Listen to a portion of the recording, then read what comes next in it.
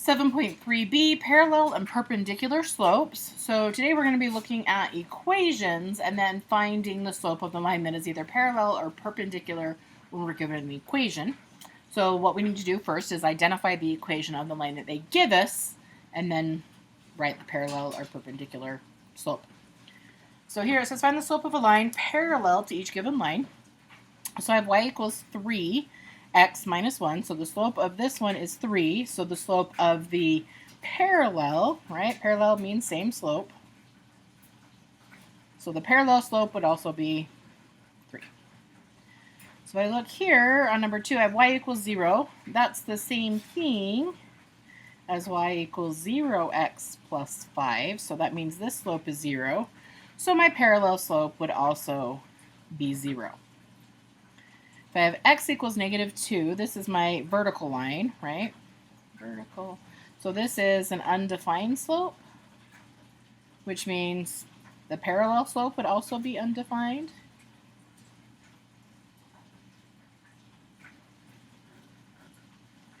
Now this one is not in slope-intercept form, so I can't just look at the equation and say that the slope is 2. I actually have to solve it for y first. So I'm going to subtract 2x from both sides. That gives me negative 5y equals negative 2x plus 20. And then we have to divide everything by the negative 5 to get y alone. So that means our equation is y is equal to positive 2/5 x minus 4. So the slope of this line is positive 2/5. So the slope of the line parallel is positive 2/5. This one is all sorts of crazy, but we can do it. So we need to get y on the other side. So I'm going to add 3y to both sides. So 0 plus 3y is 3y, and then we'll bring down the negative x plus 12, leaving that, because that cancels out. Then we don't have y by itself yet. We have to divide everything by 3, so we get y equals, and we have negative 1/3. We're going to write it as the negative 1/3 x plus 4. So the slope of this line is negative 1/3. So the slope of a parallel line would also be negative 1/3. This one looks like it's in slope-intercept form, but the x and y are in the wrong places, so we still have to solve it. So I'm going to actually subtract 20, and then I'm going to flip-flop the sides. So that gives me negative 5y, and then I'm just flip-flopping, so that would be positive x minus 20. That gives me my variables on the sides that I would like them to be on. And then I have to divide everything by negative 5.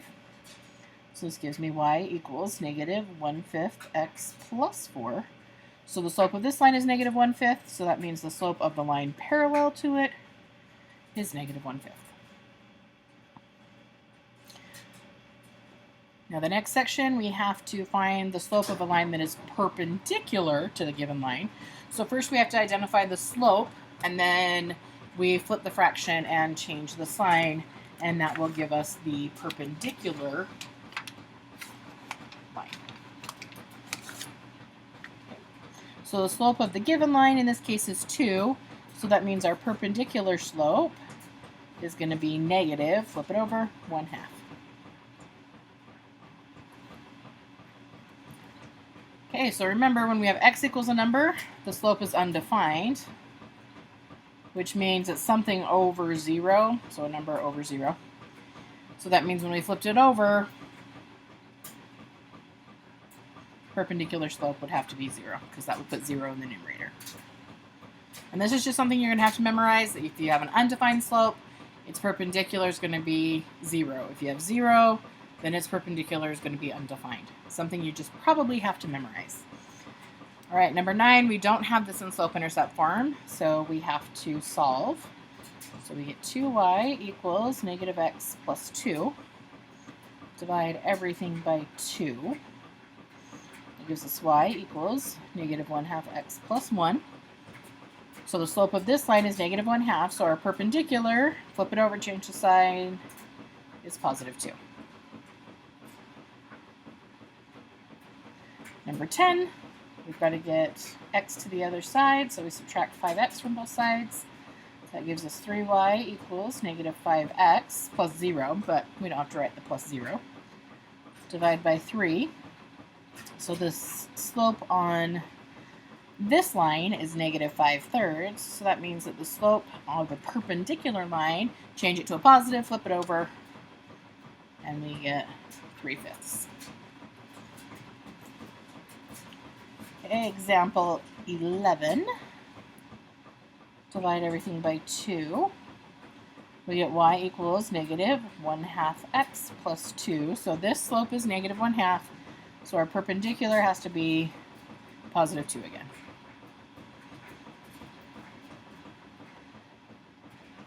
We'll subtract 7x from both sides. 3y equals negative 7x plus 6. Divide everything by 3. And y equals negative 7/3 x plus 2. So our perpendicular slope is going to be positive 3/7.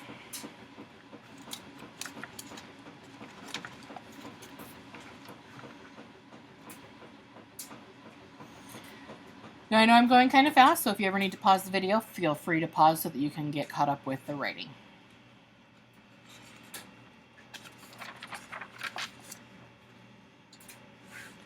All right, now it says determine whether the lines are parallel, perpendicular, or neither given the equation. So I've got two equations, or the equations of two different lines, and I have to decide if they're parallel, perpendicular, or neither. So the first thing I've got to do is figure out the slope of both of the given lines. So neither one of these are in slope-intercept form, so I've got to get them in slope-intercept form. So I'm going to subtract 3x. That gives me negative 8y equals negative 3x minus 16. Divide everything by negative 8. And y is equal to 3/8 x plus 2.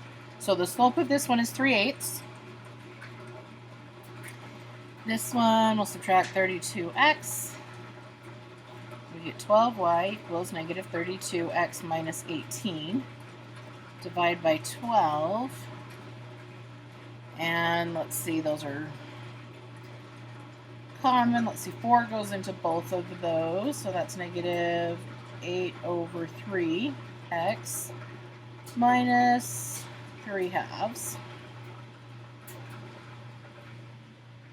Which means this slope is negative 8/3. So because we have 3/8 and negative 8/3, these are perpendicular lines.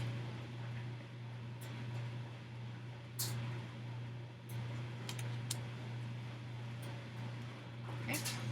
So again, the first thing we have to do is find the slopes of both of the lines, and then we decide. So number 10, we start by solving for y. So we have 3y equals negative 9x plus 12. Divide by 3. And y equals negative 3x plus 4. So the slope is negative 3. And then on this one, we'd subtract 27x from both sides. We get 9y equals negative 27x plus 40. Divide everything by 9. And y equals negative 3x plus 49. So that slope is negative 3, so these ones are parallel.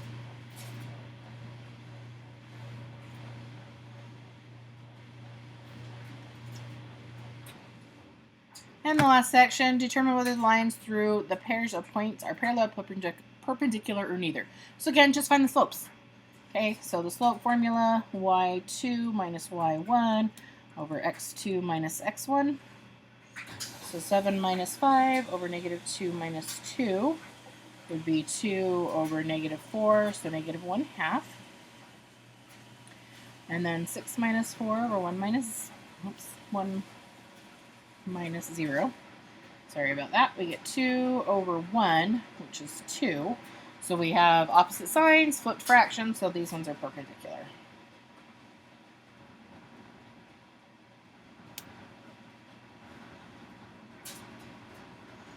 Okay, and our last problem, 4 minus 2 over 5 minus 1 gives us 2 over 4, which is positive 1/2.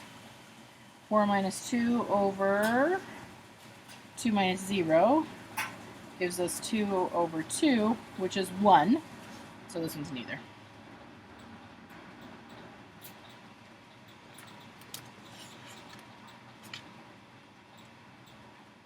So again, good luck on your assignment, and if you have any questions, please ask your teacher.